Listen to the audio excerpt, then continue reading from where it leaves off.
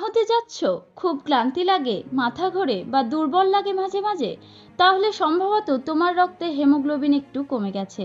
চিন্তা করো না, আজ জেনে নাও এমন 10টি খাবার যা প্রাকৃতিকভাবে রক্তে হিমোগ্লোবিন বাড়াতে সাহায্য করে। প্রথমটি হলো পালং শাক ও অন্যান্য সবুজ শাকসবজি। এগুলোতে রয়েছে আয়রন ও ফোলেট, রক্ত তৈরির জন্য খুবই উপকারী। দ্বিতীয় নাম্বারটি হলো ডাল ও ছোলা, একসাথে প্রোটিন ও আয়রন দুটোই পাবে। ছোলার ডাল হলো প্রোটিন ও আয়রনের ভাণ্ডার। তৃতীয়টি হলো বিটরুট, রক্ত পরিশোধন করে এবং নতুন লোহিত রক্তকণিকা তৈরিতে সাহায্য করে। চতুর্থটি হলো ডালিম বা বেদেনা, এই ফল শরীরের রক্তকে শক্তিশালী করে, তাই গর্ভাবস্থায় ডালিম অবশ্যই খাও। পঞ্চমটি হলো খেজুর ও কিশমিশ, প্রাকৃতিকভাবে আয়রনে ভরপুর আর শরীরে এনার্জিও দেয়। দুর্বল লাগলে রোজ 2টি করে খেজুর খাও। ষষ্ঠ নম্বরটি হলো ডিম, ভিটামিন B12 আর প্রচুর পরিমাণে প্রোটিন পাওয়া যায় ডিমে।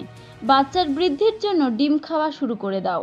সপ্তম নম্বরটি হলো মাংস, লাল মাংস যেমন ছাগলের মাংস ও গরুর মাংস, তবে অল্প পরিমাণে। এতে রয়েছে হিম আয়রন, যা শরীরে সহজে শোষিত হয়। এই জাতীয় মাংস বেশি খেলে শরীরে চর্বি বেড়ে যেতে পারে, তাই অল্প পরিমাণে খেলেই ভালো। অষ্টম নম্বরটি হলো কুমড়ার বীজ ও তিল, ছোট হলেও রক্তবর্ধক শক্তিতে ভরপুর। কুমড়ার বীজ ভেবে অবহেলা করো না, এর কিন্তু প্রচুর গুণাগুণ। নবমটি হলো আপেল, আয়রন আর ভিটামিন সি রয়েছে আপেলে, তাই রক্তে হিমোগ্লোবিনের মাত্রা বাড়াতে হলে অন্তত গর্ভাবস্থার দ্বিতীয় ত্রৈমাসিক বা 14 সপ্তাহ থেকে ডেলিভারির পর্যন্ত আপেল খাওয়া বন্ধ করো না, প্রতিদিন একটি করে আপেল খাও। দশম নম্বরটি হলো লেবু ও কমলা জাতীয় ফল। কমলা লেবু সম্বন্ধে না বললেও হয়তো তুমি জানো এর কত গুণ।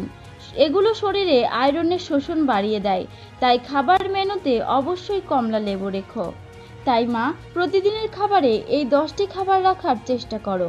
নিজের যত্ন নাও, কারণ তোমার সুস্থতাই তোমার শিশুর প্রথম উপহার। ভিডিওটি ভালো লাগলে অবশ্যই সাবস্ক্রাইব করো। ধন্যবাদ।